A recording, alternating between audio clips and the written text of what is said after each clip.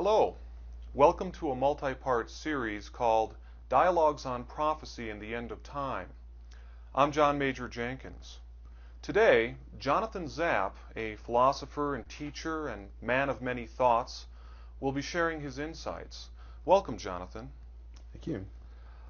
Just to get us started, I'd like to ask you a two-part question. How did you get started in this work, and how does human psychology affect people's understanding of prophecy? Well, I got started on a formal basis in the late 1970s. I was 19 years old. I'd been befriended by the chairman of the philosophy department, who allowed me to study what I'd always been interested in, which was the strange and the anomalous and the hard to explain. And after a couple of projects, I took on a third project that's defined a large part of my life since then. And what I wanted to find out was why a couple of particular science fiction movies and stories had a tremendously powerful effect on me. It wasn't really clear why, but they seemed to stir something deep inside.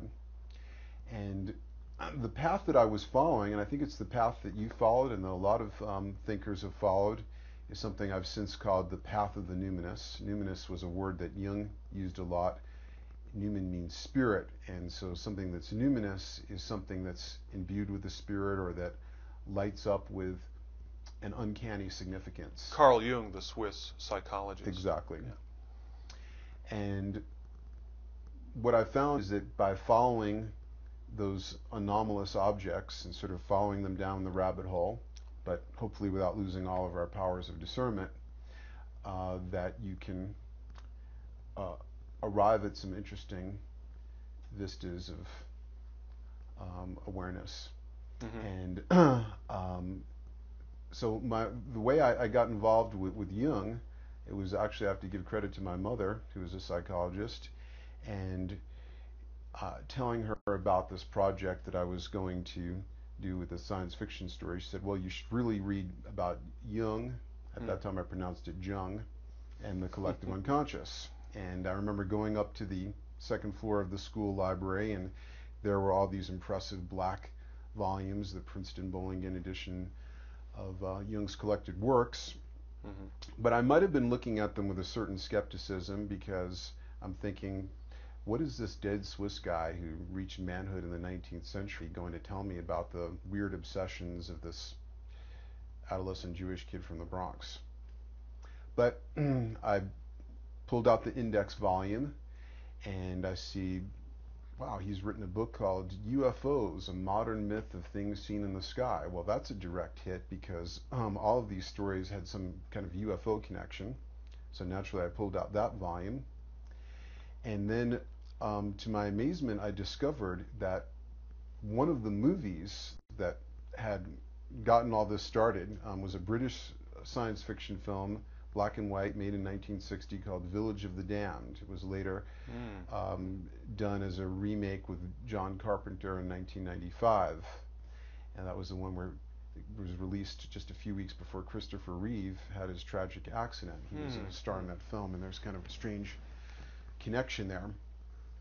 And to my astonishment, I saw that Jung had done a huge study of a British science fiction novel called The Midwich Cuckoos by John Wyndham, which was the novel that the movie was based on.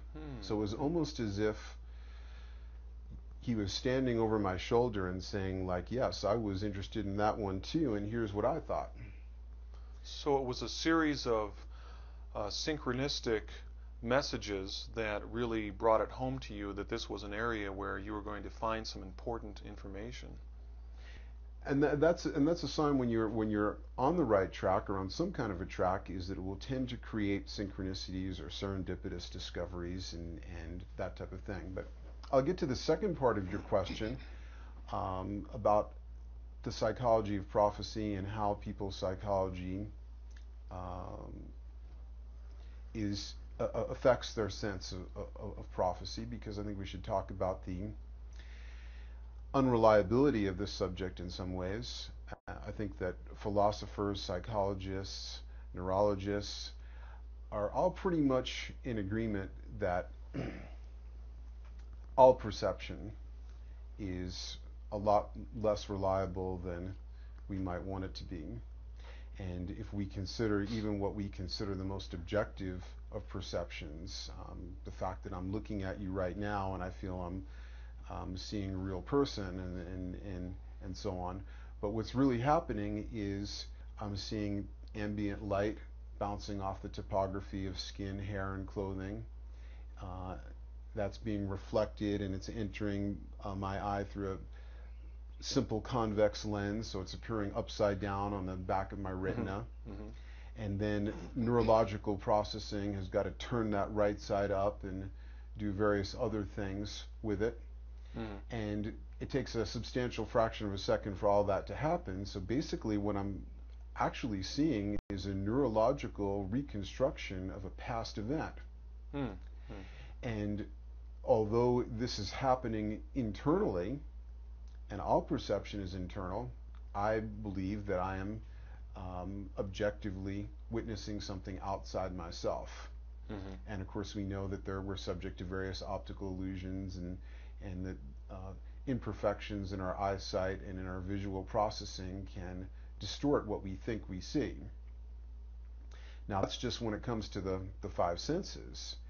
Now when we start talking about prophecy and about things that have a highly emotional charge, now we become subject to what psychologists call projection. And with projection, perception becomes a whole lot more unreliable, and this confusion of inside and outside becomes heightened. So for example, a man is walking down the street and he sees a beautiful woman, and he immediately feels this surge of emotion and believes, she's my soulmate, I've known her from other lifetimes, I can feel it. Now, although I wouldn't rule out that could be the case in some rare case, but more likely it's a projection of what Jung called the anima, which in a man would be the feminine part of his being, which he might be very likely to project onto, say, a beautiful woman. And the hook for the projection might be nothing more than visual parameters of a certain body type and so forth. And he will be filled with a conviction that eternal recurrence, I've known her before, I was meant to be with her. And in a sense it's true, but we sort of have to interpret it several levels of metaphor to really get at the truth, which is that he may be seeing part of his own being, and therefore of course he will feel that this has always been my companion, I've known this from other lifetimes and so forth, because of this projection. Now when we start talking about prophecy, and particularly prophecies about the end of time, now we have something that also has a highly emotional charge, and where there tends to be, I believe, an intense confusion of inner and outer. And the emotionally charged inside event or constellation complex that will tend to get confused with what's attributed to a future outside event, the end of the world, is the intense anxiety that we feel about our personal deaths. Now there's a reason why personal death, individual death, and eschaton, or the end of time, would tend to get confused, because there's a certain parallelism going on between them, like a fractal where the small part recapitulates the whole. The life cycle of the individual in some ways recapitulates the life cycle of the species, because every species has a kind of start and an end. They believe that the average lifespan of a species is 100,000 years. And we also see, like in the famous biological maxim, ontogeny recapitulates phylogeny. We see in the development of a fetus that it'll kind of go through the life cycle of the development of life on the planet. It'll start as a kind of one-celled being, and then it turns into something that's more of an amphibian, and it'll go through these different forms. So the individual perception of death, which is unpleasant and irritating to many people, we would like to attribute that to something outside, because anything that we don't own or integrate about ourselves, we will tend to project onto the outside world. If there are inferior qualities in me that I don't like but don't want to face, then I'll tend toward shadow projection. There'll be somebody else at my workplace or social environment who's probably close to me in age and probably the same gender who will intensely irritate me, and this is called shadow projection. Much like the Nazis may have experienced toward the Jews, where Hitler had an ambition to have a 1,000-year Reich, and he felt that the Jews were trying to dominate the world, and so forth. And so when we look out at the world, and particularly when we look out at it with the idea that we're having prophecies about the future, we are always looking through a glass darkly. And what we see is often a distorted reflection of ourselves and of our own psychic structure. And so with the prophecy thing, now this is not true of every prophecy, but one thing that many prophets will have in common is that they will tend to talk about some extremely dramatic event, often the end of time or the end of world, and they will almost always conveniently find that that's going to happen within their expected lifespan. Because individual death, which is an irritating and unsettling and anxious possibility for some people, not for me fortunately, and not for some others, but for many people it is, especially because the ego is wrapped up in the social matrix. So the thought that, like, I'll be gone and all this will be going on without me, well, that doesn't seem very fair. People can talk about me and I won't be there to defend myself. But if everybody's going to sort of check out together and it's all going to happen to everybody at once, well, that's a lot more satisfying to the ego. And then if you add on to that some sort of version of the rapture, which is nowhere to be found in the Bible, but is immensely satisfying to the ego, because you have some kind of paradise that you're going to be going toward. And especially like with the idea of the rapture, where the kind of people you don't like, who aren't part of your church, are going to get left behind and have to deal with the Antichrist. Well, this is really very satisfying. And projections tend to be satisfying. And so there tends to be this confusion and fusion of the eschaton of the species and the individual event horizon of death. And years after I had this theory, there was an interesting anecdotal support of it. There was a woman who is a psychic in the early 1960s, and who is very famous in her prophecies, or she had some sort of column that was syndicated in many newspapers. It wasn't Jean Dixon, however, who was the most famous newspaper syndicated psychic of that era, and I can't recall her name, but she had a vision that there was going to be the earthquake that was going to destroy California, basically. And after her vision was printed in the newspaper column, other psychics in copycat fashion started to pick up on this date and also say that the great earthquake would come on this date. She, however, was apparently very sincere in her belief in this particular prophecy, because at great expense she moved her whole family from the Bay Area to Nevada. Well, when the day arrived, there was no earthquake, but she died of some rare disease. And so this is a large part of what I think is going on with prophecy. And what we have to, the difficult task that we have before us, if we're going to look at the future, is to try and sort out projection and what motives our individual personality might have, and how can we get at, is there any type of signal coming back to us from the future that we could correctly interpret without projecting something that would create an illusion. So in the case of this particular psychic, one would have to distinguish between the possibility that it's a self-fulfilling prophecy, like the day came along and her psyche had to create some situation in order to fulfill her philosophy or her prophecy, even if it was just on the personal level of the end of her own life. Or it's either that, or that she had some kind of authentic information from the future and was making an accurate prediction that she was going to die on that particular date. And Right, and of course we can never really know. The mhm, third possibility would be the one most convenient for my theory.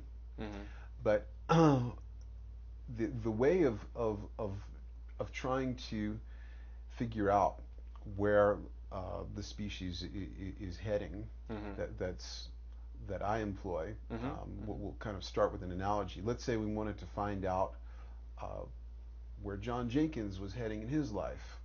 mhm, Now, if we were to approach from the point of view of reductive science and the fact that we have biometrics available to us, then we could hook you up to all kinds of sensors and find out on a moment by moment basis how your liver enzymes were fluctuating and your heart rate and so forth. But it mhm, would, mhm, unless you had some acute medical condition, it probably wouldn't really tell us where your life is heading. And mhm, often we try and use tools uh, like databases and economic trends, and people look at all kinds of different things to map out the future.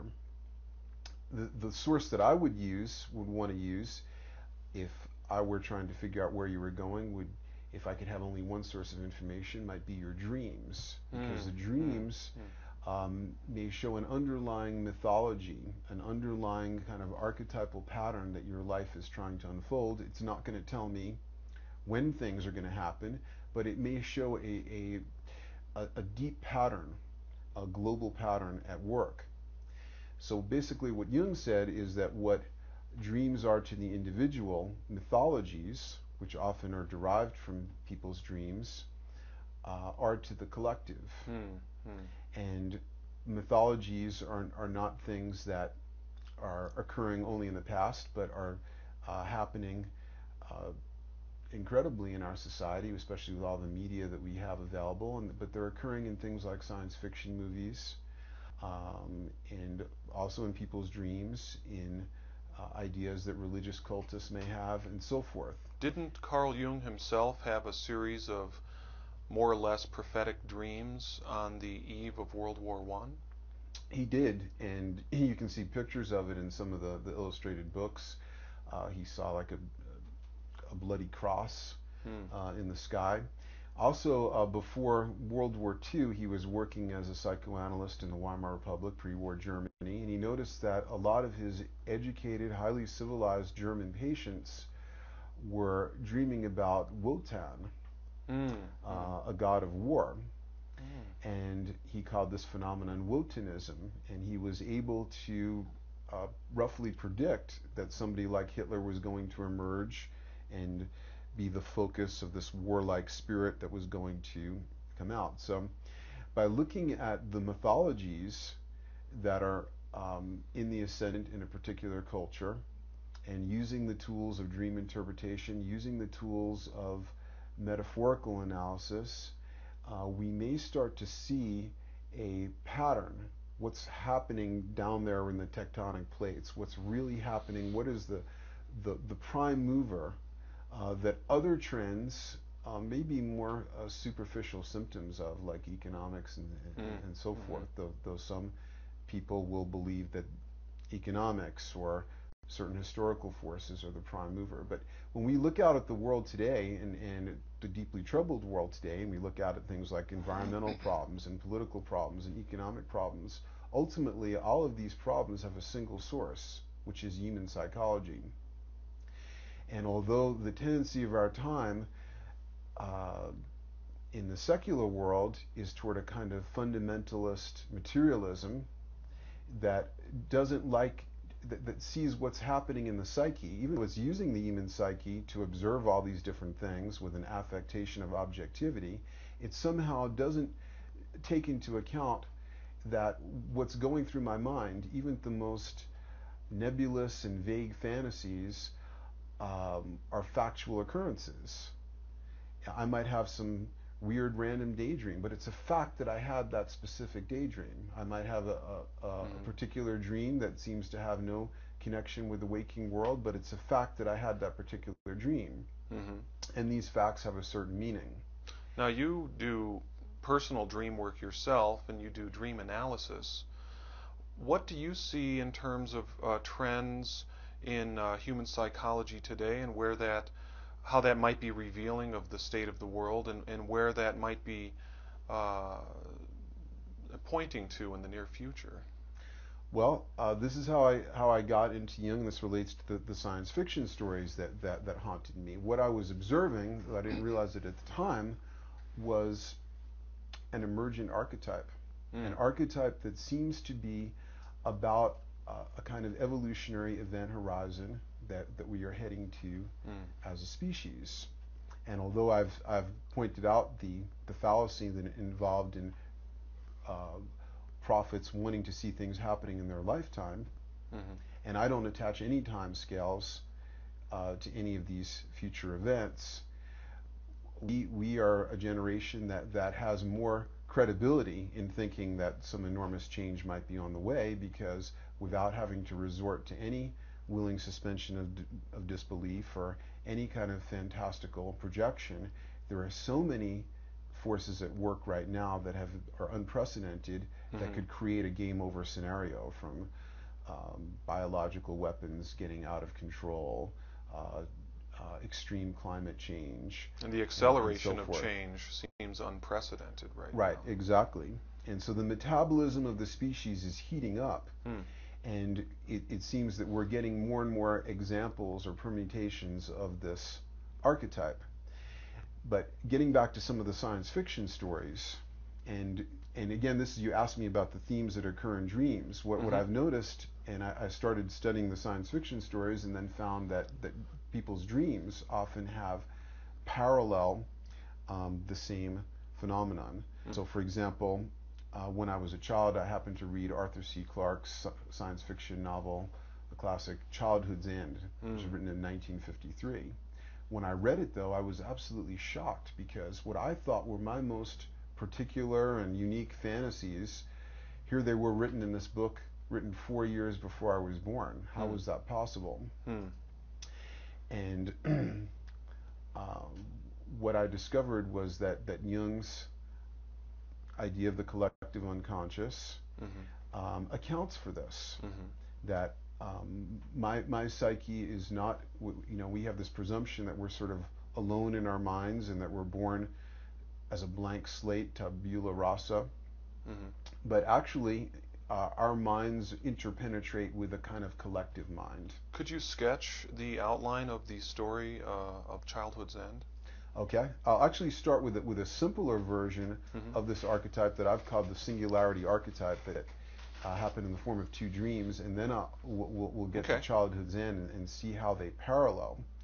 Now, what's also interesting is that when you have a real archetype, it's going to occur often in different cultures at different time periods, and obviously different individuals who may be very different. And basically the technique of Jungian psychology is we sort of leave out the idiosyncrasies of any particular version and see what is the pattern that unites all of the different examples. And so we kind of try and strip out some of the noise and get at the signal. So we're going to start with a couple of dreams that were recorded by one of Jung's most brilliant colleagues, a woman named Marie-Louise von Franz. And you can find these dreams described in the book that was meant to be an introduction to Jung's psychology, called Man and His Symbols. And we don't know much about the dreamer, except that von Franz said that she was a simple woman brought up in Protestant surroundings. And that's not much of a description, but it's enough to really contrast with Arthur C. Clarke, who is a non-religious astrophysicist and so forth. And in his case, working as an artist, which is another way to access the unconscious, and writing a science fiction novel.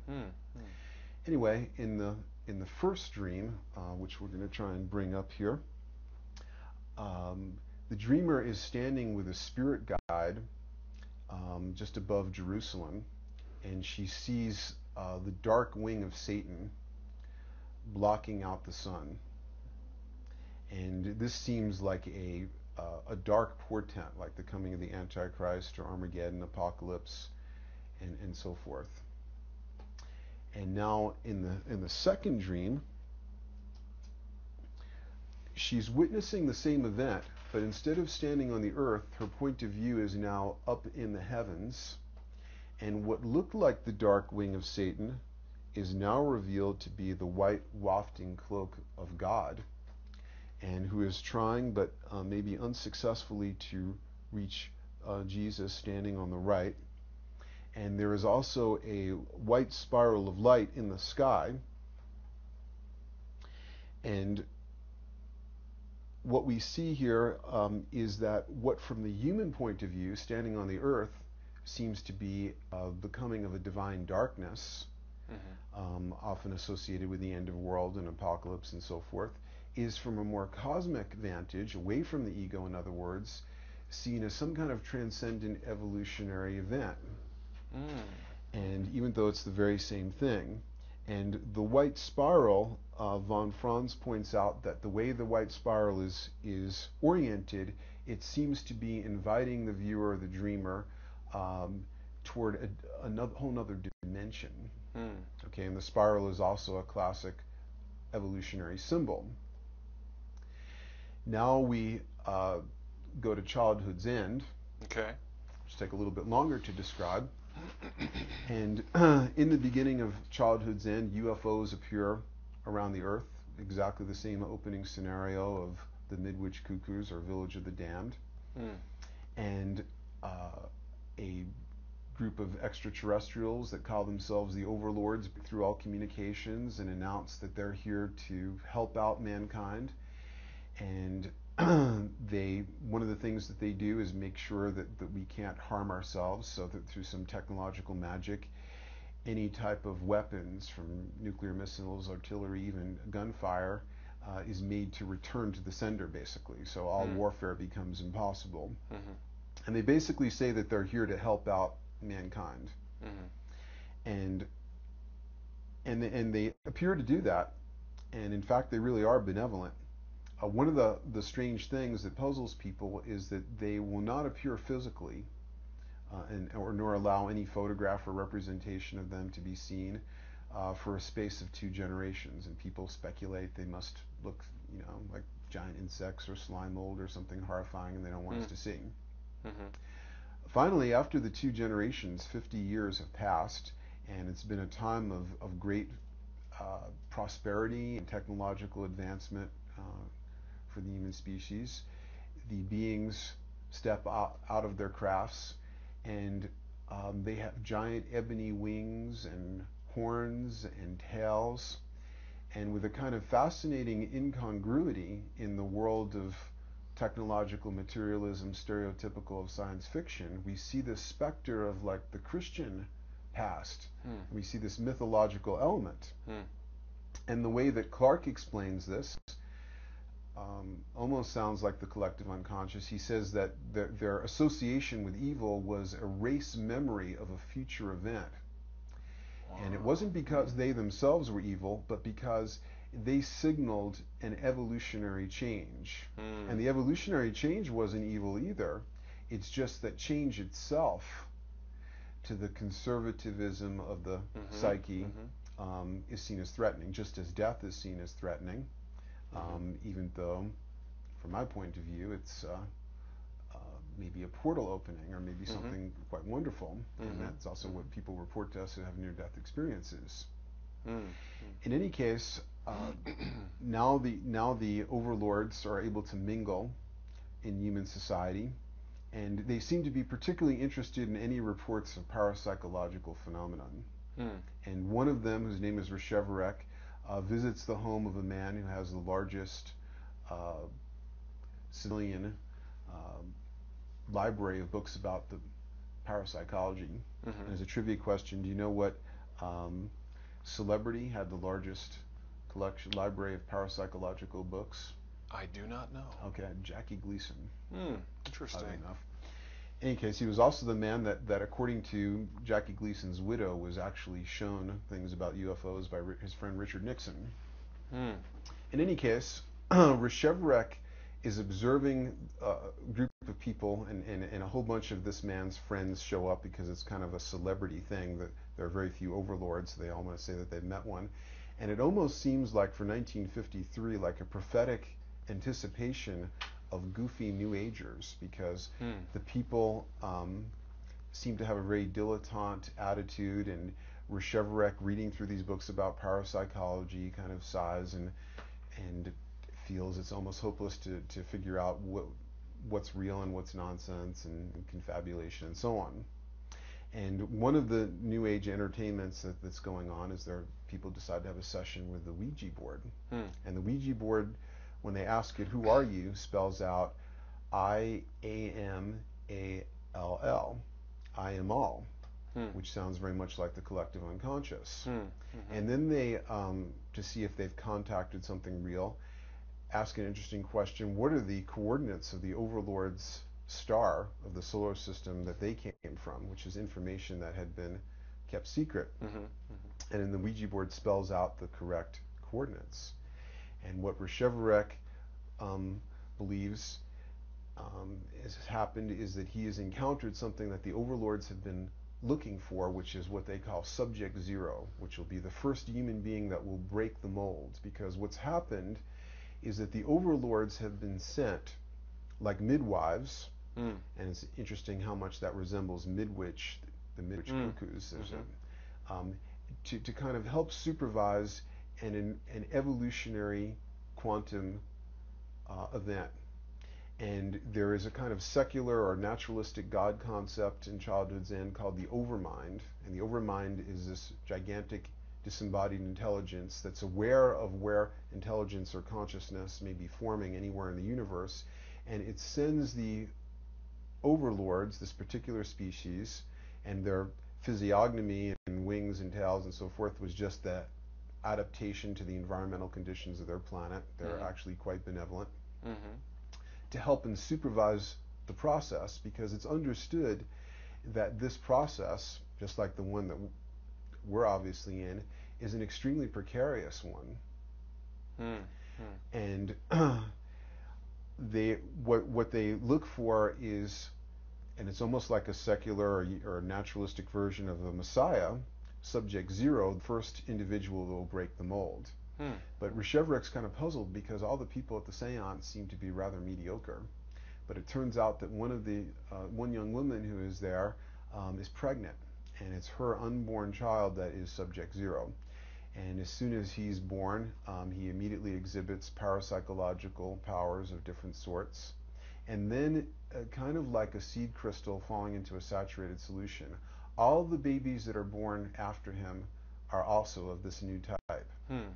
And very quickly, they form a kind of collective identity, which is another one of the attributes of this archetype. So they're telepathically all aware of each other. And then as they start to exercise and develop their parapsychological powers, they all kind of translocate to one continent and join hands and form a moving spiral on this continent. And then to the last human being that's left alive of the old type. And there's an interesting, the reason why it's called childhood's end is that once this new type of, this new evolutionary type is created and a certain critical number of these children are born, human beings become sterile. And this is why the coming of the overlord, why their physiognomy was associated with evil, is because it meant the end of the old genome. And so from the point of view of the biological imperative of the old genome, this was evil, but seen from another point of view, it was a necessary transcendent evolutionary step. Interestingly enough, because later we're going to talk about 2012, I read in Time magazine a couple of years ago that sperm counts in men have been dropping amazingly, less than half of what they were in the 1930s. And according to a Swedish study, the average male will be sterile by 2012. Wow. And that's just more like a humorous coincidence as far as I can tell, but it's just interesting.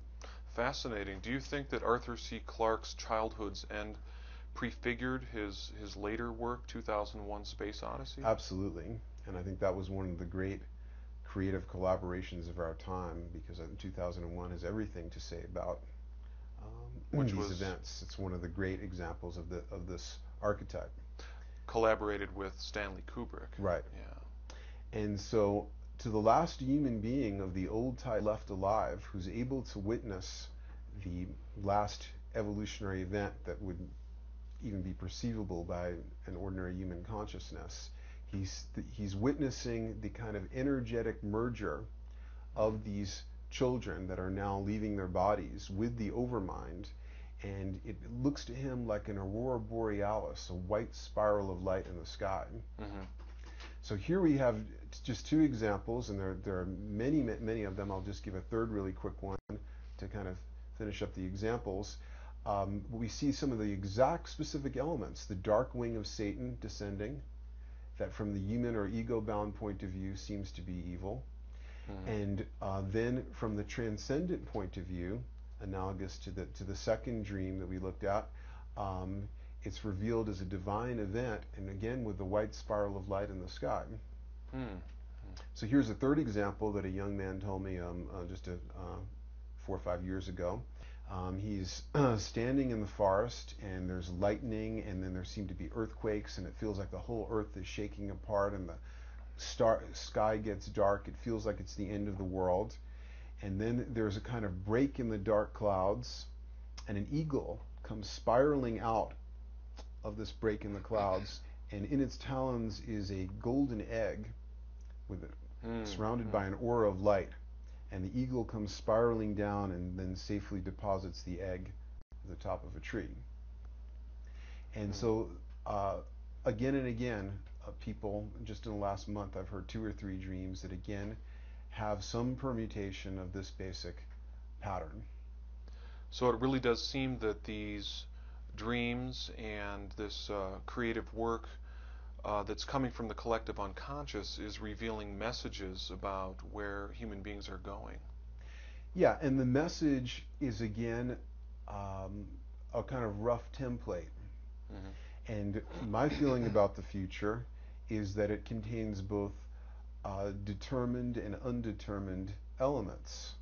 The undetermined elements are what allow for free will, for example, mm-hmm. in the evolution of consciousness, because consciousness and mind has no meaning if you have a completely determined universe, because then every thought that I'm thinking is just as determined as the movement of the planets in the solar system, mm-hmm. and then consciousness really does seem to have a meaning at that point. Mm-hmm. And so now when we talk about this end event, or this eschaton event, we can see that there really is an analogy to the death of the individual, mm-hmm. because our futures, presuming that we have free will, have determined and undetermined aspects.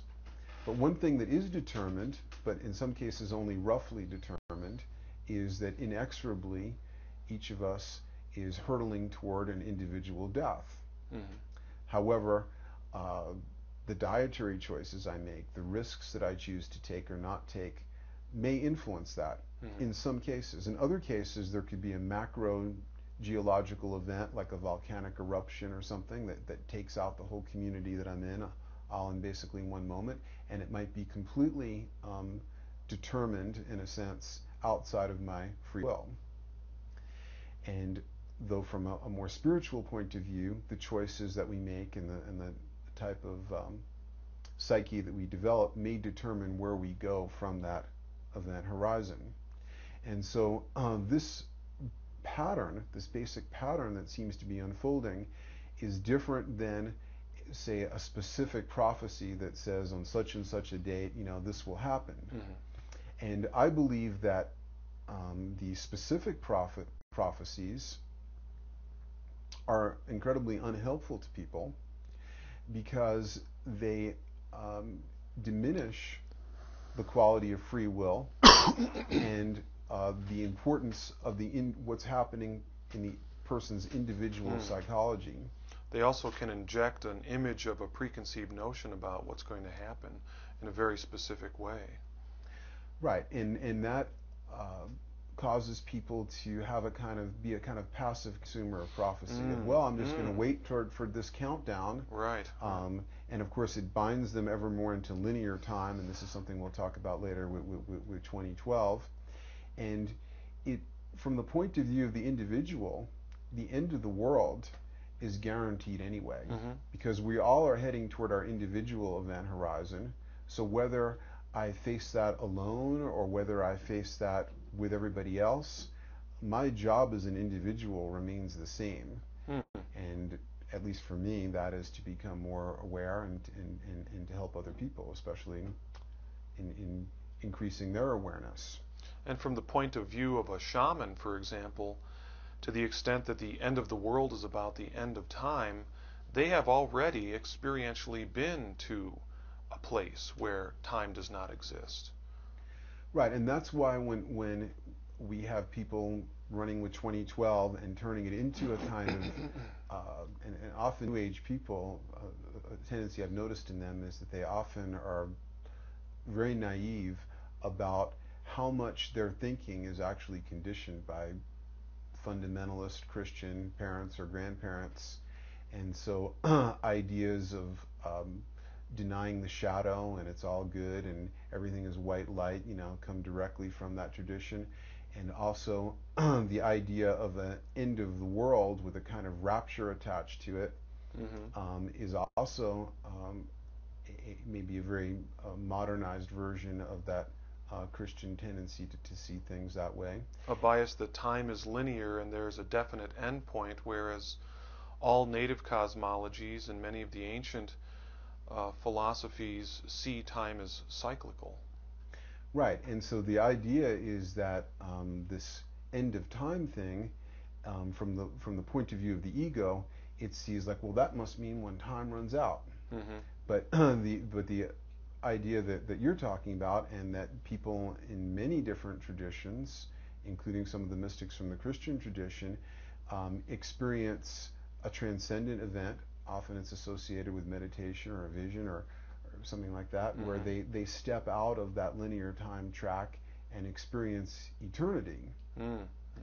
And the human psyche will tend to confuse that with the linear countdown, which is very body-centered, because our bodies are kind of embedded in linear time because we're aging and we are visibly going through different linear time cycles, our need to sleep and so forth, and we then tend to project that out and see a kind of linear time countdown.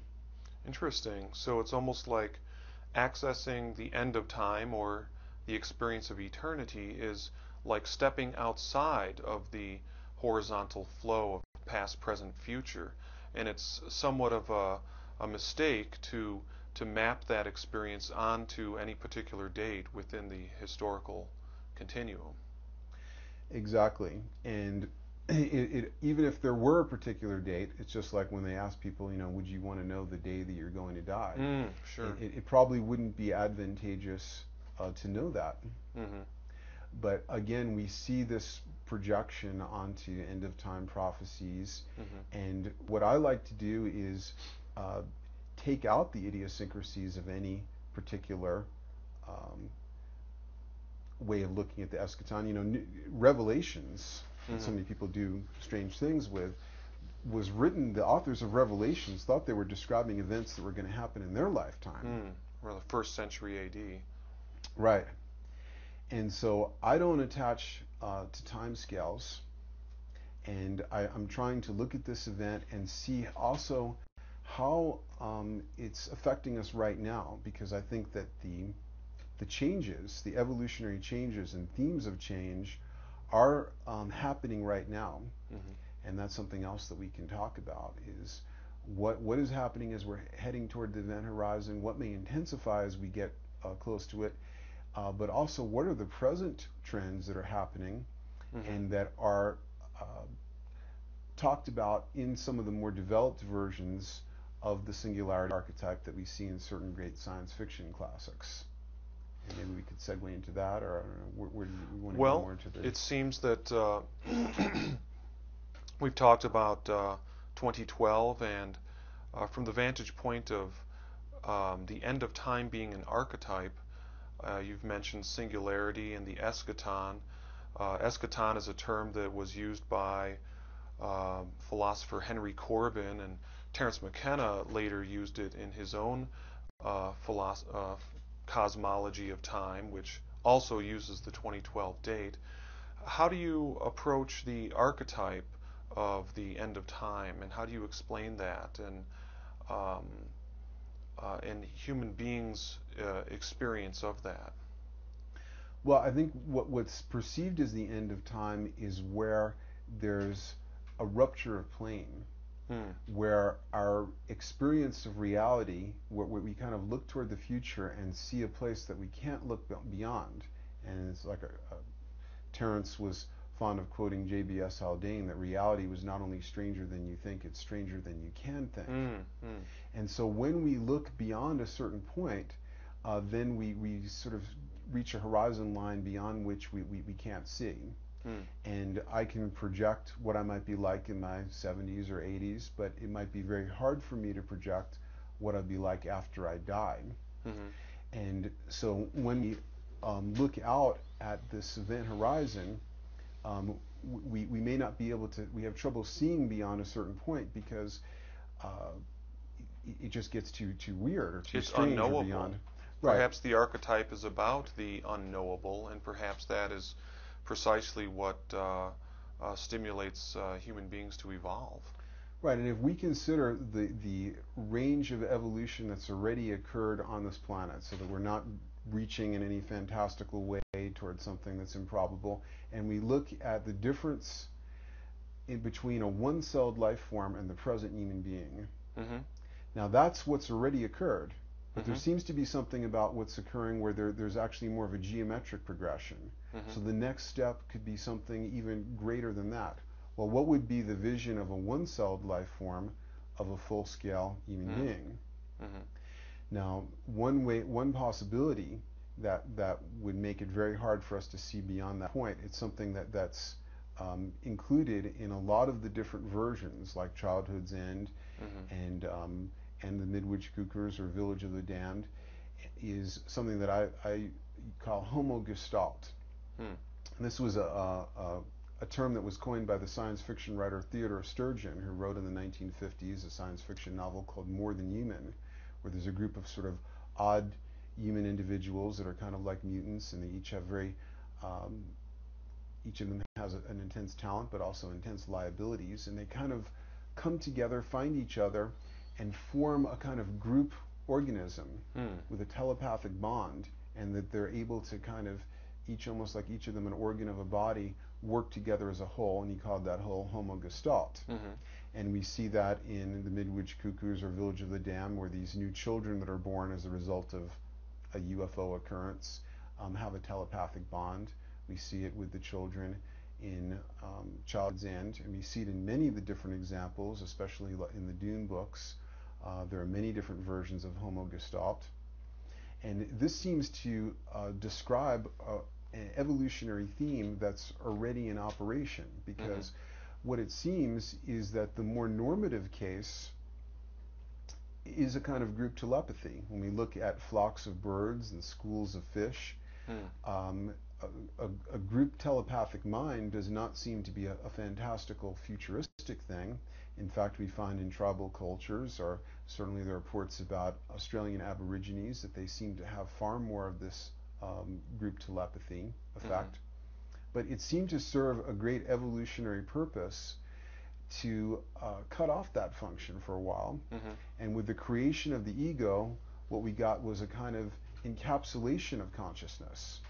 And by encapsulating consciousness and putting up stronger boundaries and firewalls between the individual and a kind of group mind, what we got was the advancement of a great evolutionary variable that our colleague Terence called novelty. And by novelty, he meant the creation of new forms, but also density of interconnectedness. I guess we better define this term.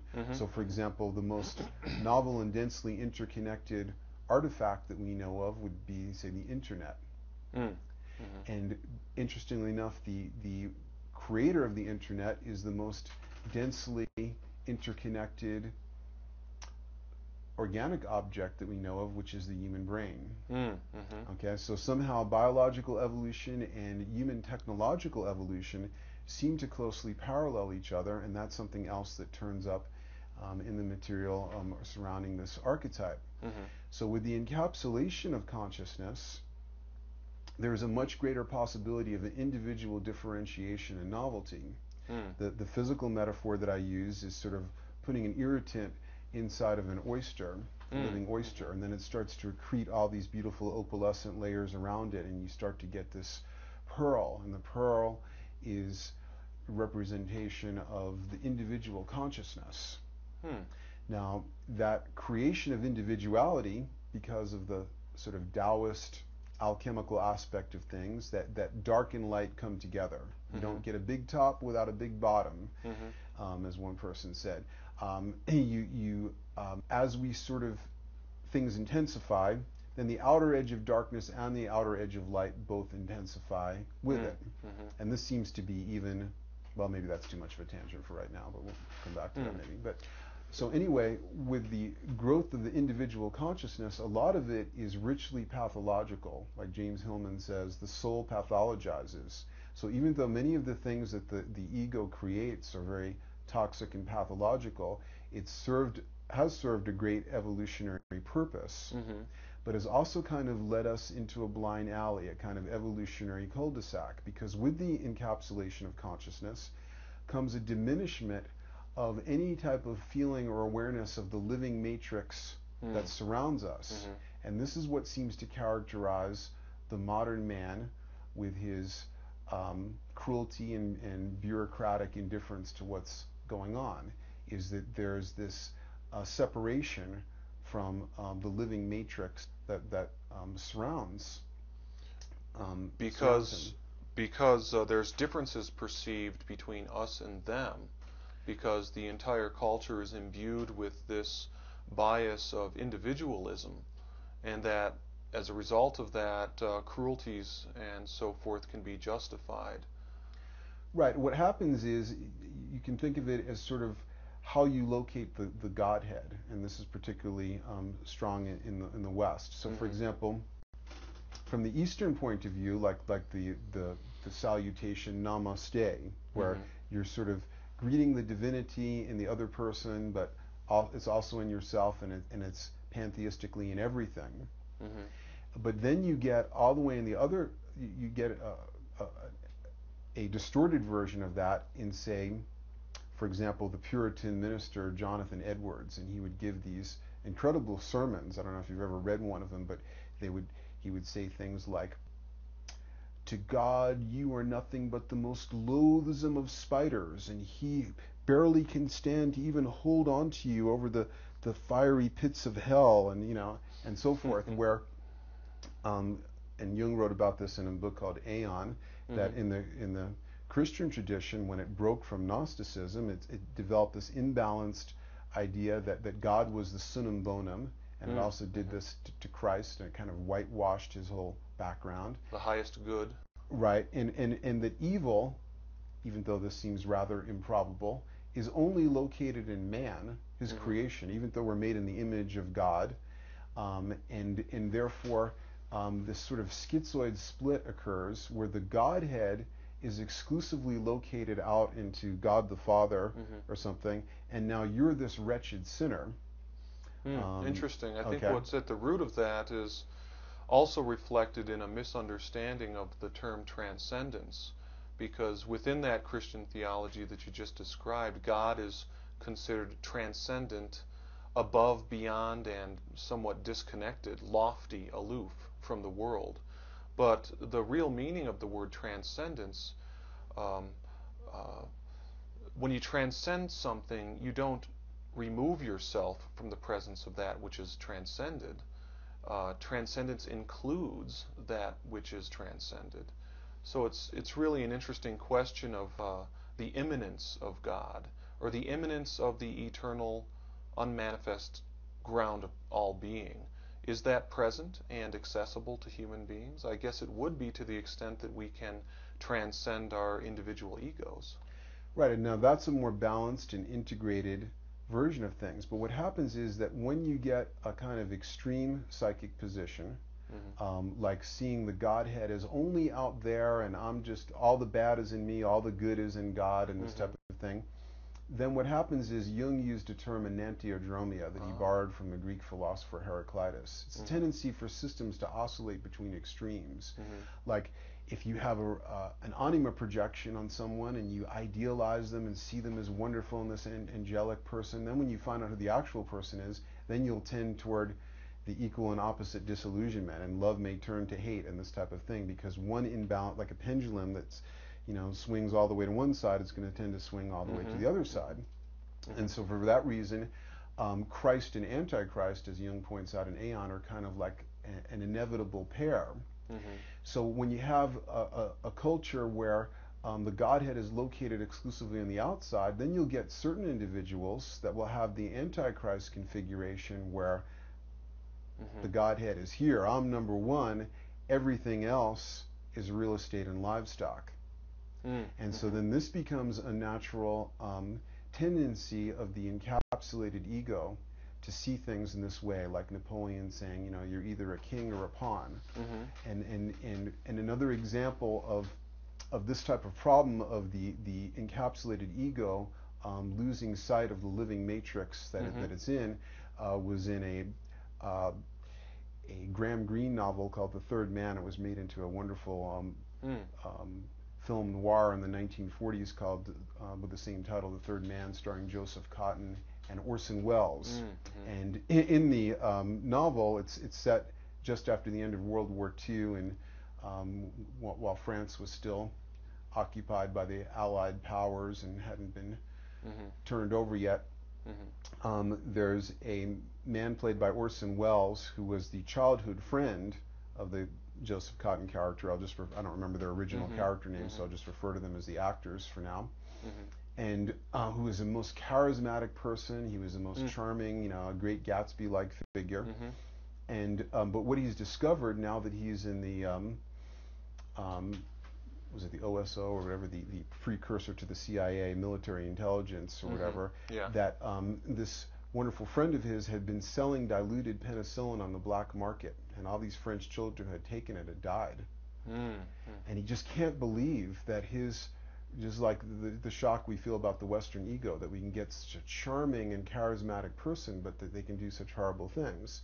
And he just can't believe that his friend was capable of this. And finally, they have a dramatic confrontation in the denouement of the film and the novel, and they're on the top of the Eiffel Tower. And his friend is as charming as ever and doesn't try and deny what he's done at all, and just tells him that they look out at the people that look like little dots on the street, and he says, "Well, come on, old sport. You mean to tell me if I were to offer you 10 million francs, if one of those little dots down there were to stop moving, that you'd really turn me down?" Well, this is the view of some of the politicians that are living right now. Is to them, the people down there are just these little dots, and those are the people. The other life forms. This is real estate and livestock. This is something that they have this tremendous feeling of separation from. Just like we see mythologically in a modern version of it, the Darth Vader character of the Star Wars film, that he kind of insulates himself from the rest of the world in his breath mask, or we even see in the second film some kind of like little thermos-like container that he keeps himself in to separate himself from the organic matrix that surrounds him. And so this was the point of all this, is that with our present powers of technology, the novelty enhancing aspect of the encapsulated ego has now taken us into a terminal blind alley, where if we continue to have territorial aggression and the unfeelingness toward the matrix that surrounds us, with our present level of technology, we're pretty much doomed. And so what we seem to be seeing, both technologically and in people's dreams and in anomalous occurrences, is that we are getting to the point where the oysters may have to break open and the pearls may have to lie together again, and where they may need to be, this is the Homogestalt idea, a kind of unprecedented interfacing of individual consciousness and the group mind. Hmm. And Interesting. however, from the ego point of view, this is seen as catastrophic because it's assumed that individual consciousness is lost. And often in a lot of Eastern versions of transcendent events, individual consciousness is just sort of composted back into some homogeneous mass. Well, I think that's part of the continuing misunderstanding because the relationship between individual consciousness and its eternal backdrop matrix, the eternal unmanifest ground of being, I don't believe that that's a polar relationship in the sense of black and white. So it's not a choice that needs to be made between being dissolved in the background matrix or retaining your autonomy as an individual entity. I think it's really about the relationship between the finite, manifest, incarnate, embodied soul and the infinite, eternal backdrop. So it's the relationship between the finite and the infinite. And the finite can be embedded, in fact, it is embedded within the infinite in a way that has been and always will be. I think it's a matter of the individual consciousness becoming transparent to its eternal backdrop. So, in that sense, again, transcendence doesn't annihilate what it transcends. Right, and that's why we don't have to have an enantiodromia where either you're caught in your individual neurotic hell of ego encapsulated consciousness or disappear completely into the infinite. Mm-hmm. But we can have a kind of interfacing Mm-hmm. of individual and collective consciousness. Now, for example, this happens in the Dune books where there's this super highly conscious sisterhood called the Bene Gesserit, and an advanced initiate takes a powerful psychotropic called the Water of Life, and if she survives ingesting this highly poisonous substance, which many don't, then she retains her individual consciousness, but now has an awareness of all the other Reverend Mothers who have also successfully partaken of this substance. And now there's this interfacing of the individual consciousness and the group consciousness. Now, on a technological level, we see this kind of theme playing out with the novelty of, say, the internet, where now the individual researcher can kind of interface technologically with all these other minds. Or telecommunications and cell phones, for example. Exactly. And so basically, a lot of people tend to view technology as though, well, that's unnatural and that type of thing, or it's in some completely other realm than what nature is doing. But nature created a technology extruding primate, and it is simply a natural function of our genetics that we would start creating these kind of exteriorized nervous systems and these exteriorized forms, but that completely resemble and parallel the mainline evolutionary trends that create our physical structure. And we're going to take a break in a few seconds, but when we come back, maybe we can talk more about what all this has to do with 2012 and some of your work with the Mayan prophecy. Well, that sounds very good. Just I'd like to close with saying that the external manifestation of these technologies almost seems to replace what used to be innate faculties. If you look at the ancient wisdom of the Tibetan yogis, for example, they could develop magical faculties or siddhis which would enable them to tune into other times and places, and it was almost like the internet of the ancient world. And then as we move forward through time and we lose those spiritual faculties, it's almost like we have to develop the material technologies to replace them. So again, that is that sort of process of enantiodromia that you were talking about. And it does seem that we are moving towards one extreme pole of that process of enantiodromia in the historical cycle that we are about to conclude. And that can open us up into the entire discussion of 2012. Great.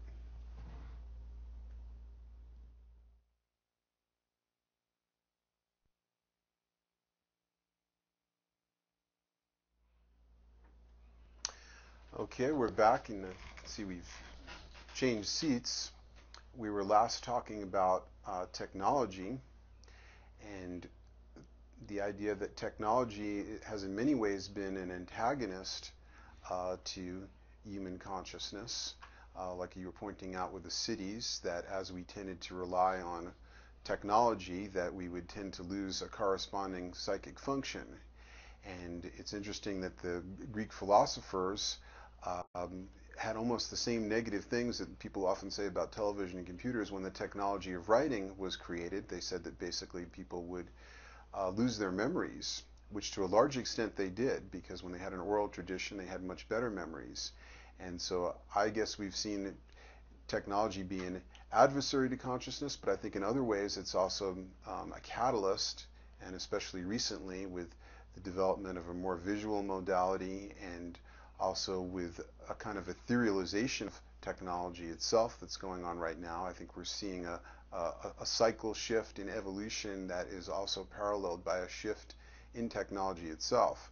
But I'm interested to hear how the Maya, that lived with such a different level of technology, is there anything about the great cycles of time that they mapped out that would in any way account for or locate this astounding technological age that we live in right now?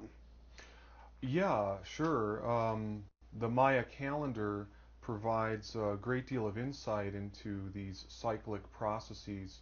I think basically the general insight in the whole discussion about the relationship between technology or materialism and spiritual vision or spirituality is that all cycles that human beings experience, from very small cycles like the day cycle, for example, to the lunar cycle where you have the waxing phase and the waning phase, to the year cycle where we move from polar extremes of winter to summer, to even these larger, more vast periods of time. Basically, there's two phases to any cycle of time. There's the ascending phase and the descending phase. If we use the analogy, the metaphor of the day, from midnight, the point of maximum darkness, we start to ascend towards increasing light. And that basically runs from midnight to high noon. And then we turn the corner, and from high noon, we descend into increasing darkness until we hit midnight again. This is an insight into the nature of cyclic time, and the Maya calendar encodes information about this vast period of time that human beings experience on Earth. It's called the precession of the equinoxes. This is a 26,000 year period caused by the fact that the Earth wobbles on its axis, and so it has the effect of changing our angular orientation to the larger sky, the larger galactic picture. It basically has the effect that it's called precession because it has the effect that the sun will shift backwards around the ecliptic, and it takes 26,000 years for one complete circuit of the sun around the ecliptic to occur. Now, this 26,000 year period is recognized in ancient traditions. Astrology has something to say about it. Western astrology recognizes that the 26,000 year period can be divided into 12 chapters or ages, and they're called zodiacal ages. We are currently ending a zodiacal age, the age of Pisces, and we're approaching the age of Aquarius. So in traditional astrology, these transition points between the ages are considered critical. The entire 26,000 year period isn't necessarily divided into ascending and descending phases in Western astrology. We have to look deeper into the mythic past and the Egyptian antecedents of these ideas, going all the way back to ancient Hinduism and especially in ancient India, in the Vedic chronology, the world ages, it's called the Yuga periods, the period of the yugas. In these ancient books of the Vedic cosmologists, for example, the laws of Manu, provides great insight into the precessional cycle, the great 26,000 year period. And indeed, we do find that there is this ascending phase and a descending phase. So this relates to what we were talking about earlier, about the relationship between a type of spiritual consciousness on the planet and a more material, outer-directed consciousness that results in technological developments. So what's interesting to talk about is kind of this historical process. We can look at how a lot of times historians identify the dawn of history as a time roughly 6,000 years ago, which was really just the advent of this new style of culture characterized by hierarchies of dominance and patriarchal structures, roughly 6,000 years ago. Preceding that, you had this background matrix of mother goddess worshipping cultures. They're referred to as the Magdalenian culture, and it was characterized by a very, very different style, what social historian Rianne Eisler refers to as the partnership mode. Now, the partnership mode used to be just called prehistory.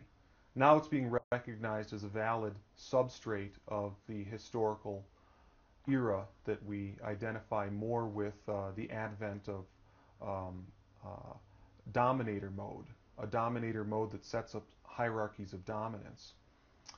The interesting thing then to look at here is that the earlier phase was characterized by this partnership mode, and this partnership mode required a different type of consciousness, a type of consciousness that was more integrative, more able to integrate itself into other systems, into other aspects of the environment. I think of this anyway as a higher type of consciousness, a consciousness that is more multidimensional, more fluid, more adaptable to the many systems that it does perceive itself as being connected to. So partnership is about connection. As we've come down closer to the current times, there has been this advent of this dominator mode, which doesn't require the same kind of multidimensional consciousness as the earlier substrate does. In fact, it requires sort of a limited self-identity, a limited self-identification, and a class hierarchy and a structuring of, it results in the haves and the have-nots and so on. So what you have is an increasing process of densification, or an advent of increasing materialism. We have been moving deeper and deeper into spiritual limitation and an increase of material technologies and materialism. It very much parallels the ascendancy of the individualized ego consciousness as we come down to the current time today. Right, and there's all kinds of great evidence of this trend. The fact that, as savage as earlier times might look to us, that the per capita war death rate of the 20th century is unequaled in earlier eras.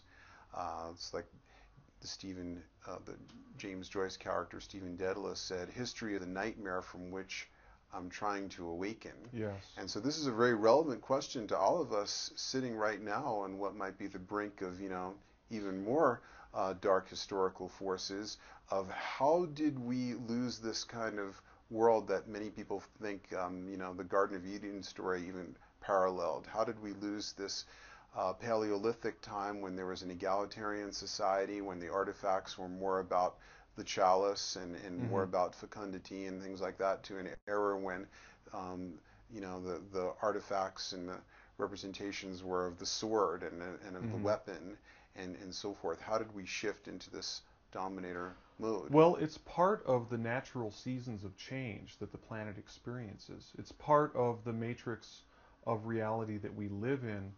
All it's kind of like the day cycle. We can't change the fact that every day that goes by, there's a period of ascending light and there's a period of descending light. And so this is the core insight that is offered to us from, say, the ancient Mayan cosmology, that's very nicely reflected in the ancient Vedic or Hindu philosophy of the yugas. And it's basically that the golden age of spiritual light was actually a long time ago, and say 12,000 years ago. And as we've moved into modern times, we've gone through, in the Vedic Yuga system at least, it's from the Golden Age to the Silver Age, which is more dense, then to the Bronze Age, which is even more dense, to the Iron Age, or the age of Kali Yuga. This is the age of greatest spiritual occlusion and greatest materialism. Right, and we should also point out that these metals are increasing in atomic density as we go from gold to iron. Sure, it's about densification, and it's about a Mm-hmm. limitation of consciousness too. Um, the key thing to understand about how this relates to 2012.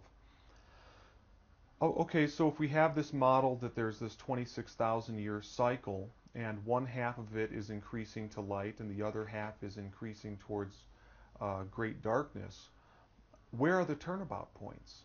How do we anchor this model in real time? And is there an actual empirical or astronomical event that defines the turnabout points in this process? Okay, and maybe there's a piece that we need to add for the skeptical viewer, and we're encouraging skepticism, who might see a disconnect of like, okay, well, sure, there are these astronomical facts about the precession of the equinoxes, but um, is there a way of explaining how these astronomical events affect collective human psychology?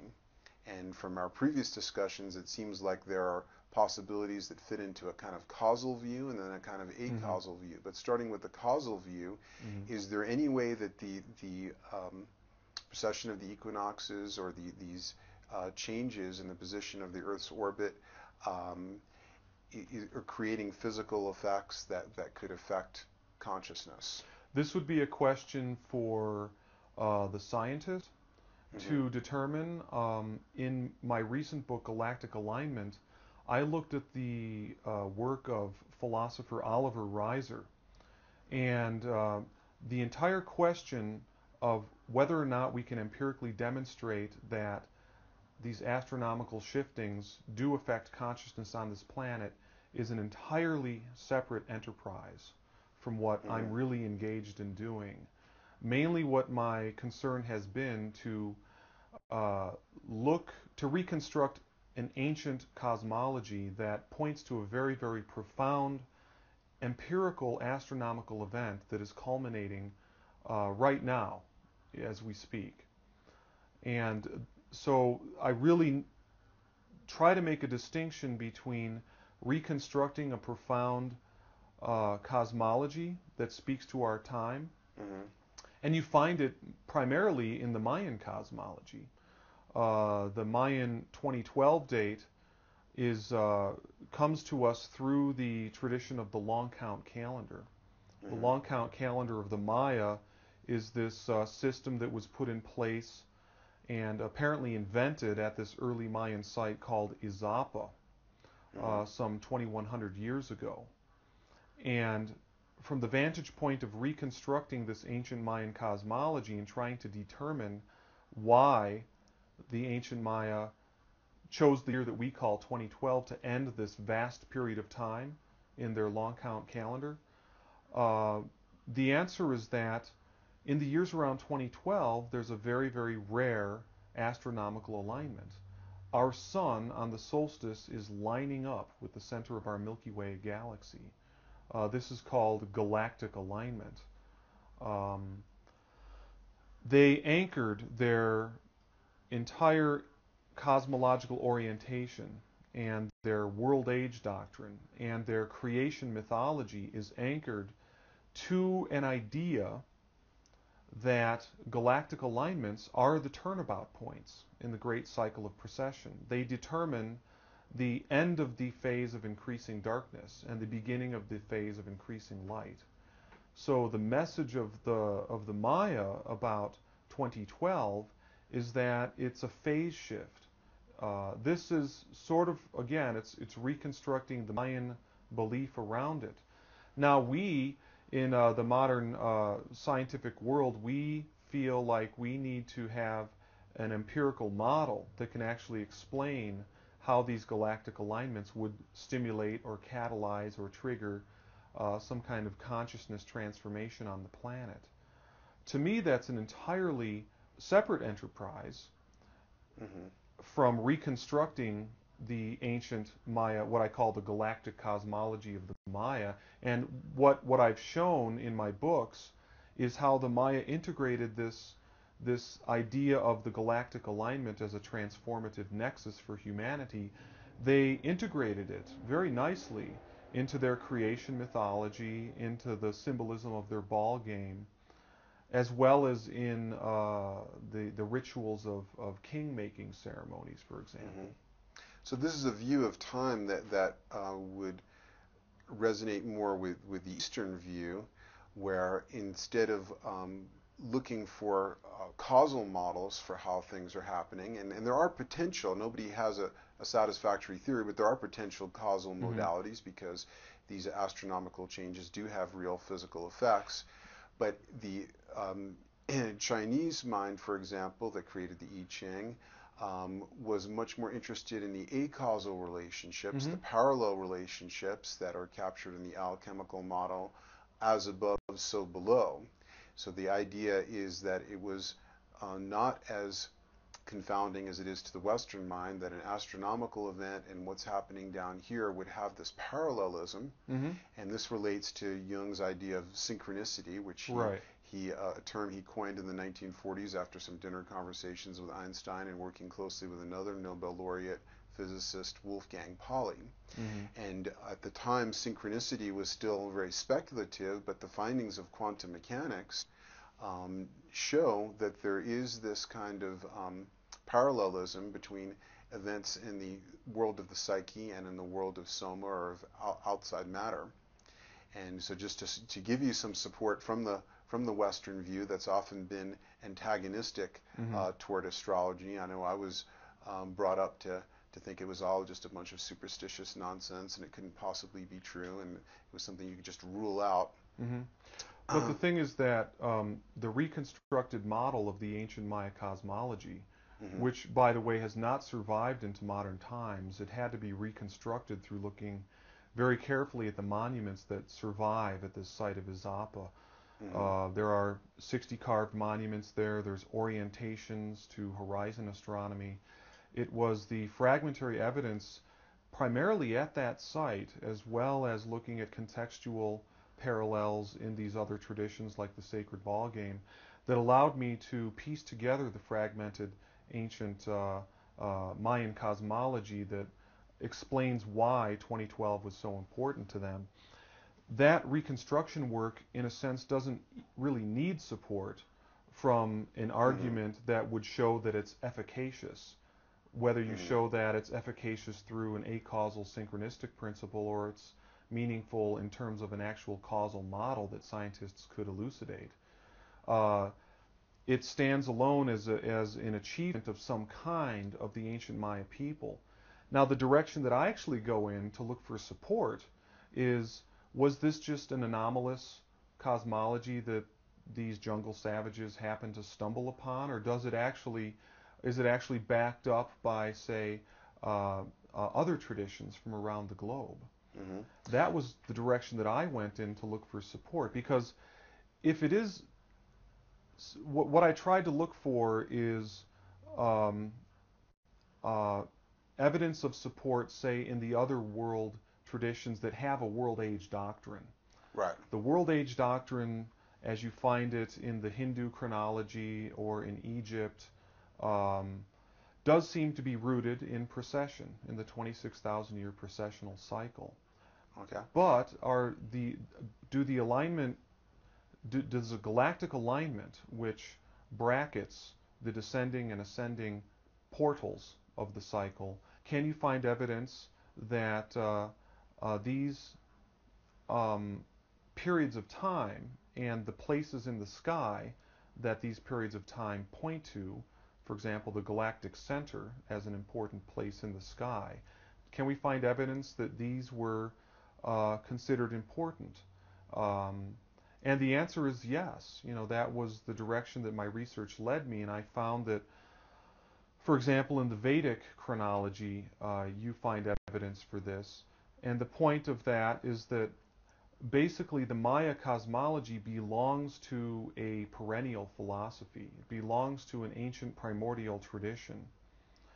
And so what that brings up is that the modern consciousness or the modern paradigm, the Western philosophy, to the extent that it denies the importance of galactic alignments in human history, is alone among all the great world traditions, is alone in denying the importance of galactic alignments.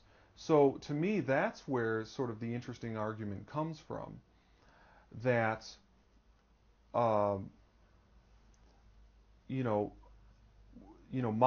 there's something about modern consciousness that seems unable to grasp the importance of galactic alignments, probably by route of the fact that it has to come up with some kind of tangible analytical model by which galactic alignments can be understood to stimulate consciousness.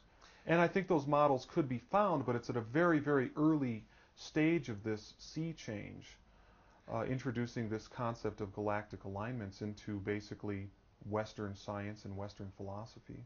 And also, I think you've pointed out that equatorial peoples had an advantage in being able to actually see the dark rift in the Milky Way, that this is something that stargazers without optical telescopes were capable of seeing. Sure. And so it's not that they were unable to witness this event. And I think it certainly is valid that if you can find that this is the idea of Jungian psychology, if you can find an archetypal idea that's occurring across cultures, and that it's not a case of they're directly influencing each other, that then we have a case of where a real gnosis is possible, because it's the prejudice of the Western mind to think that things can only be found out through the technological tools that we use to find things out. But another way of finding things out, because since like a fractal, a small part recapitulates the whole, there seems to be a holographic structure to reality.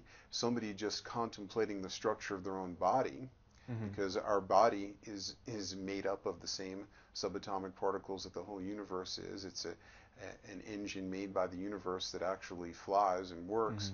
And so therefore an inner contemplative, by looking within, might discover through a kind of gnosis many of the most penetrating patterns that underlie our reality. And if people from different traditions were able to come up with the same pattern, then this is something we should pay attention to. And in general, one of the places where we know we're dealing with the blind spots of the Western mind is when human testimony is discounted, as it was with child abuse, as it was with a whole lot of different ranges of phenomenon continuing into our present day. If we have many other ancient traditions showing us a particular pattern, we'd be wise to pay attention. Exactly, and it is important to look at the inner Gnostic experience that can reveal true information about the nature of the universe at large. That's that as above, so below principle, which I believe applies as much to the relationship between the subjective experiences of human beings as compared to its parallelism in the objective world, as it's not just about little things reflect the patterning of big things. It's really about the relationship between the subjective reality and objective reality. So that is important, but in the case of arguing for the importance of the galactic center in ancient cosmologies. Uh, that is something that a lot of the astronomers I've talked to criticize because they believe their bias is that only with the advent of radio telescopes in the 1920s were we able to identify where the galactic center is. Okay, that's the main argument against my theory that uh, for the Maya, 2012 is basically about a rare alignment to the galactic center. So then all the questions come up about, well, how did they know about the galactic center? Well, let's just look at the star lore of ancient tribes in Central Africa. Let's look at how the Maori or the Australian Aborigines think about that part of the Milky Way that contains the galactic center. Let's look at the Inca material on the attribution of the dark cloud constellations that are near the galactic center. Let's look at the Mayan information on the dark rift, for example, that you mentioned. The dark rift is one of the dark cloud, they call them constellations, but it's actually caused by interstellar dust that we see along the bright band of the Milky Way. A lot of it's concentrated in that area of the Milky Way that is called the nuclear bulge. This is the wider part of the Milky Way, which can be noticed with the naked eye observation alone, and there are many more bright stars there. There's also the dark rift feature running through that area, with the Maya called the Xibalba Bay, or the road to the underworld. It's the cleft in the sky, the door in the sky. It's related to a whole complex of mythic prototypes or mythic symbols that relate to a cosmic portal, and its primary manifestation is in understanding how it relates to the Milky Way as the great goddess or the great mother, and then the dark rift would be her birth canal. Mm-hmm. So it's evidence that the Maya perceived the galactic center region as a source, a birthplace, and a center. And again, we see this reflected in the Inca material, in the Maori tribes, and the Australian Aborigines. So the evidence that comes from the star lore of these tribes, some of which is hundreds and hundreds of years old, seems to argue that human beings with naked eye observation alone could understand the galactic center as a source and center, and certainly that does reflect its true nature. And one of the interesting things that Western science has contributed to this is that there is a black hole, mm-hmm. apparently at the center of our galaxy, as there is of many galaxies, and given that several different cultures called that center a womb or the source, that seems like an interesting correspondence to the idea that there's this black hole, mm-hmm. Which would seem to be have many relationships to this whole theme of the place where a densification trend would kind of bottom out, because after all, in a black hole, matter is irrealized. And although it's the densest of substances, mm-hmm. all other forms are apparently erased. Though apparently just mm-hmm. in the last few days I've heard that Stephen Hawking now says that information could somehow survive crossing that event horizon. But it seems like there may be many points of connection with the black hole at the center of the galaxy and the kind of archetypal sure. Connection and meaning that they had with the center. And what's fascinating about that, another thing that I explored in an appendix to my book, Maya Cosmogenesis 2012, the appendix is titled The Black Hole in Maya Creation Texts.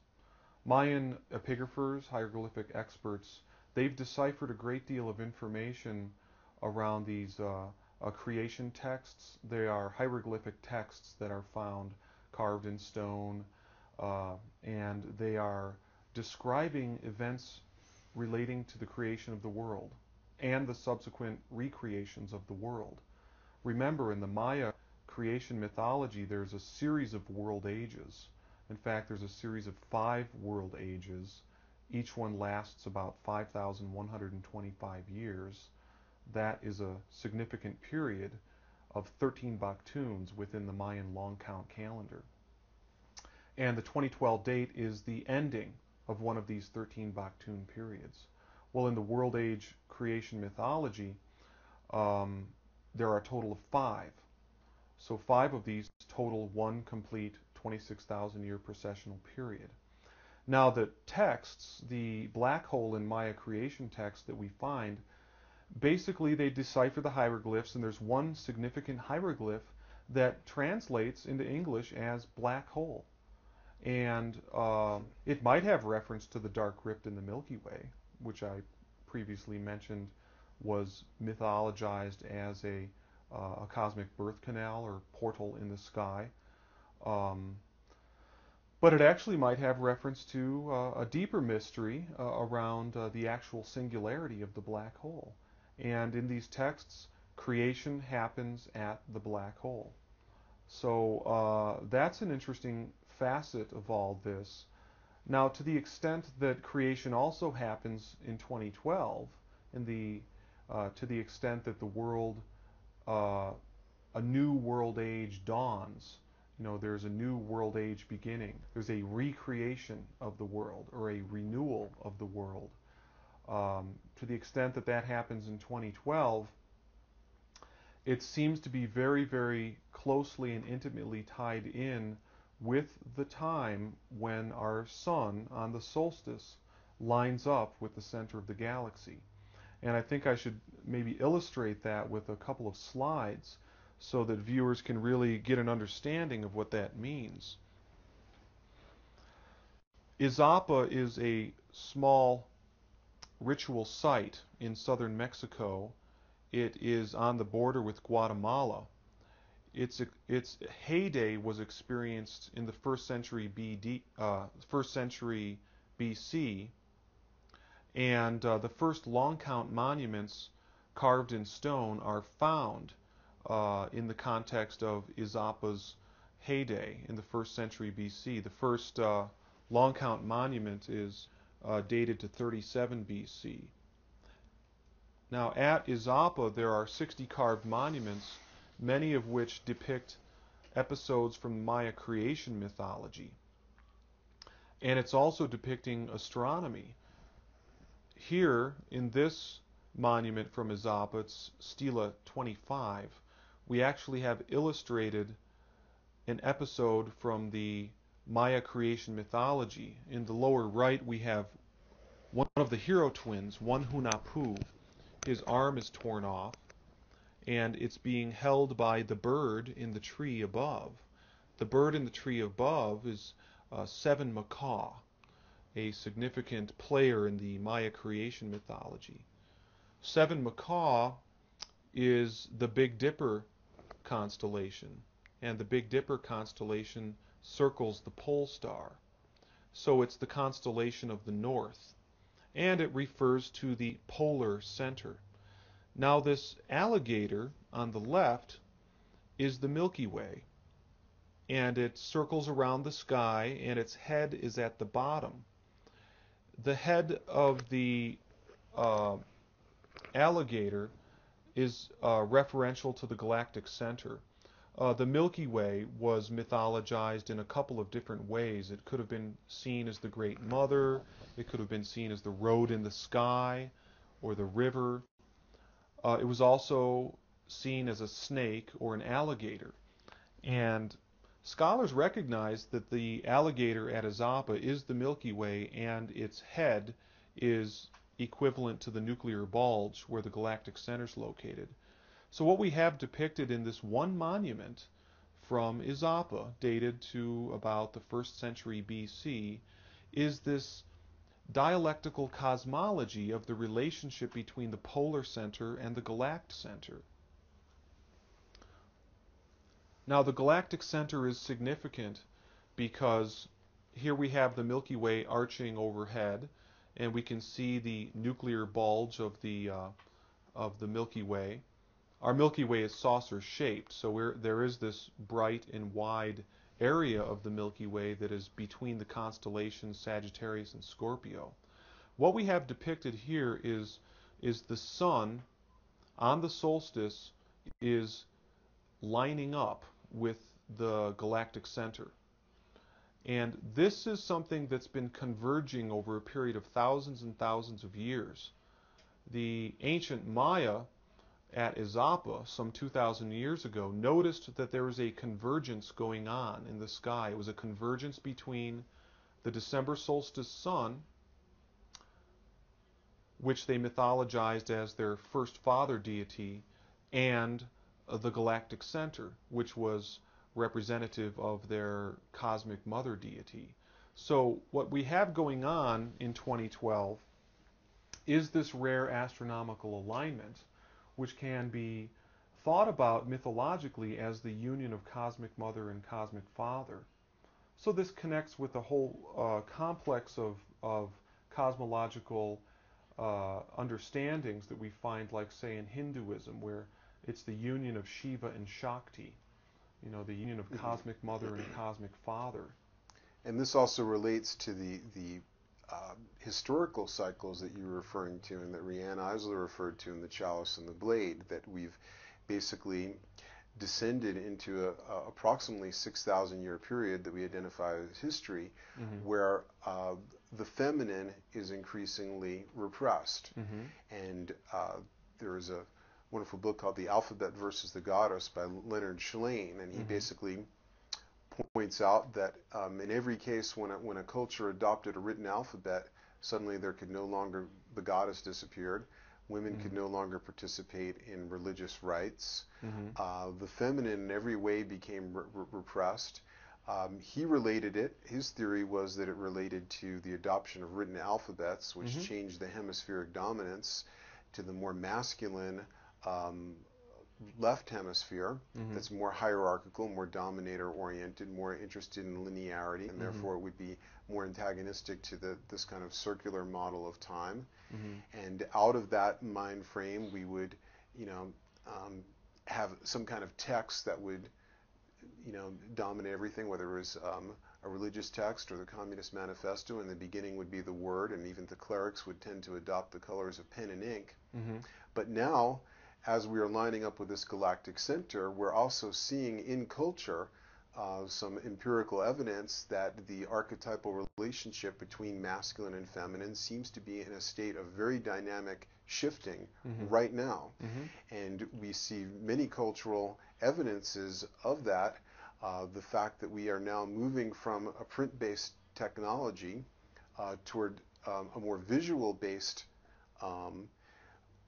technology with computers and video screens and so forth, and we're seeing tremendous changes in kids that our education system isn't catching up with, as they're becoming more visually based, and now we're creating acronyms like ADD and ADHD when it may be an artifact of our trying to teach them with printed workbooks when they've already moved on to a more visual modality. And one of the things that Leonard Shlain points out is that the whole modern growth of the rights of women has corresponded with the growth of television.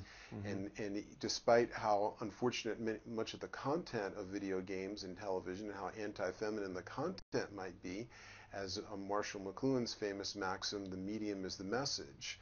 So we're seeing the shift in hemispheres, the shift from a print-based way of seeing things that has a more masculine and linear view of things to a more visual way. And this has been a theme throughout the 20th century, where we've gone from representational art to Salvador Dali to I just saw a movie where there were so many surreal dissolves just in the credits that a person from an earlier era would have no way of following it. In fact, when they first came out with silent films and they had the first zoom lens and they zoomed in on someone, people in the audience gasped because they thought the person's face was getting larger. And now there's a kind of visual sophistication that we just take for granted, but that represents a profound shift in consciousness. And this may explain something that I've noticed even just riding the subways in New York. When I go back and visit, having grown up there, that people seem a lot kinder. And this happened before September 11th, and the same kind of inner city kids that I taught in the 80s now seem a lot more androgynous and softer and politer. and violence rates among adolescents in our culture have dropped 78%. We often don't hear about this because the reportage of violent crime has gone up 600%. So we may be seeing a move toward the feminine in culture, and some of the milestones are things like the popular novel The Da Vinci Code, where information that is now entering the popular culture about how Christianity may have excised Mary Magdalene's role in Christianity and so forth. So we're seeing some cultural markers of the feminine and the masculine reversing roles. When in the 60s, when there was a great spike of novelty of some sort, we saw that androgyny seemed to come into being, and a change in gender roles, and fashions and gender identifications seemed to blur, and those kind of boundaries seemed to dissolve, and that may be part of this theme happening in culture that corresponds with this astronomical alignment. Yes, but I think the real way to understand it is not one of the pendulum swinging, the ever swinging pendulum between polar opposites, like between masculine and feminine. I think the way to understand it is, in the words of social historian Rianne Eisler, she degenderized the entire discussion by saying it's not matriarchy versus patriarchy. It's really a partnership mode of being compared with a dominator mode of being. Now, the partnership mode does seem to be more closely associated with the earlier mother goddess worshipping substrate, and that type of consciousness seems to have an ability to accept its relationship to the matrix environment in which it's embedded. Now, we might see that manifesting in a positive way in the sense that the guy or the person on the subway is just nicer to people. He's more accepting of how he, as an individual autonomous being, is embedded in and related to the larger matrix of reality of his environment. So the polarity is not between masculine and feminine. It's more between the individualized style of culture, which we might say is the dominator style. It celebrates individualism and so on. The relationship between that and the more mother goddess worshipping style, which is the matrix. It's the background matrix. Okay. So it's really the relationship between the unmanifest, divine, eternal, universal backdrop of being, the essence, and the mortal, incarnate, manifest being as it exists in the field of time.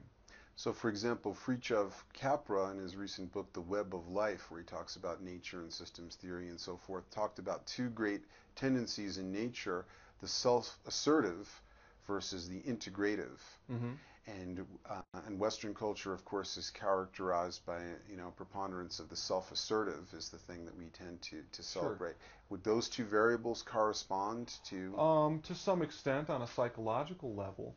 But I think the key thing to understand is that the finite and the infinite backdrop are not polar opposites, because the finite is embedded within the infinite as one of infinity's possibilities. Infinity can make itself finite. That is one of its possibilities. So it's like finitude and individual incarnated manifested souls or beings come out of infinity. But in so doing, they don't necessarily have to be alienated from their rootedness in that divine matrix.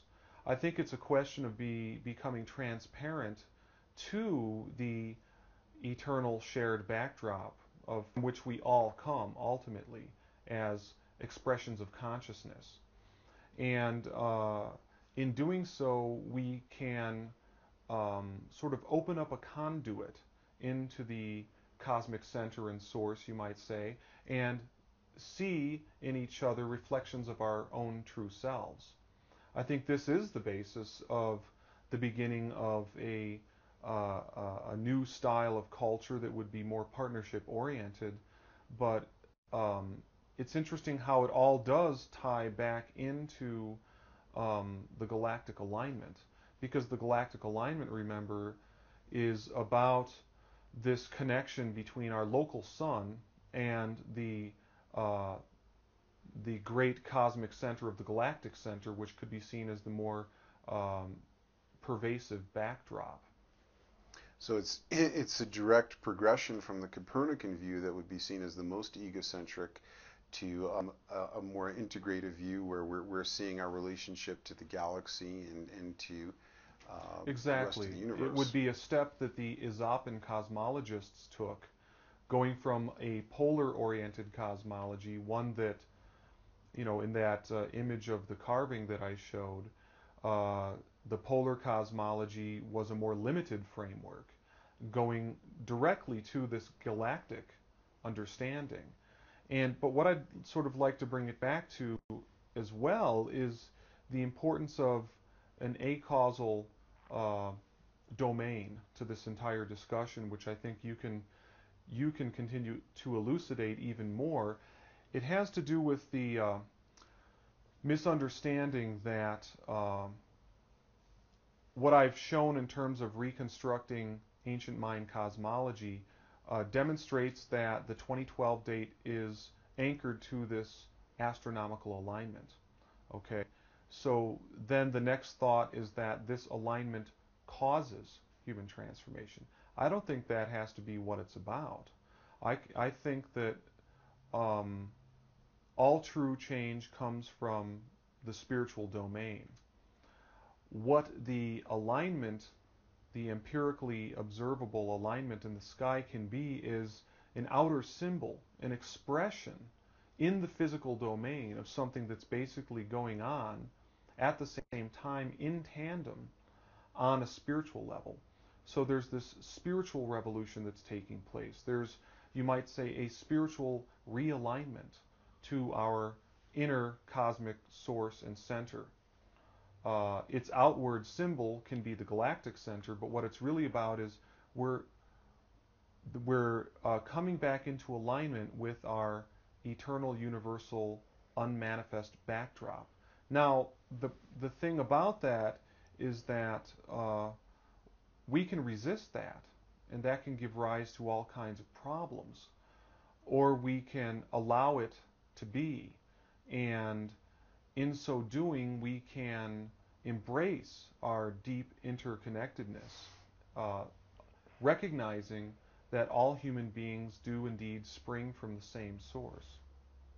So this will relate, for example, to the Homogestalt archetype, where we see egocentrism having kind of bottomed out, that now there starts to Mm. be a much interfacing between individual consciousness with the novelty conserving Mm-hmm.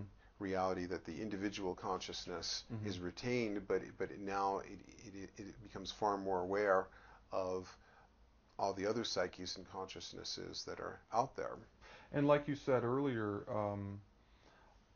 cultures as a whole go through their own life process too. So in the same way that each manifest ego will die, the culture, life wave of culture as well, um, does not last forever. So it ultimately comes to how does uh, a culture relate to its eternal source. And I think that sort of one of the free will things about this is that we can be torn apart and dissolved back into the background matrix in a way that's not really going to preserve consciousness. Or we can take the next evolutionary step and allow our mortal manifest egos to become transparent so that we can, even in retaining our individual finite selves, perceive, it would be a higher consciousness perception, but we would perceive our eternal background at the same time. So again, it's about the relationship between the finite and the infinite. And what's interesting about the Mayan calendar and the prophetic aspect of it is that it seems to leave a lot of room for indeterminacy Mm-hmm. because although they ended at this particular date, they supply no content about what's supposed to happen. And that seems to create more room for indeterminacy. And it seems that as we line up with that evolutionary spiral and more dimensions become available to us, then there is more room for free will to blossom. And it's sort of as an analogy, if you're driving on the highway, you have a very limited amount of free will. You can like go forwards or backwards, or you can change lanes and that type of thing. But the gravity and then the mechanical rules of the car limit your free will. And if the car stools, and your free will becomes even more limited. If you were then to go into a helicopter, you would now have somewhat greater range. You'd still be bound by gravity, but you could travel into more dimensions and of space and that type of thing. And it seems that even with the densification that was represented by technology, that we have now created more room for free will. So we see a way in which technology seems to be paralleling this trend. The inventor of the helicopter, Arthur Bell, came to a similar conclusion about free will as I've come to, that it's there, but it's a more fragile and temporally vulnerable phenomenon than we might think.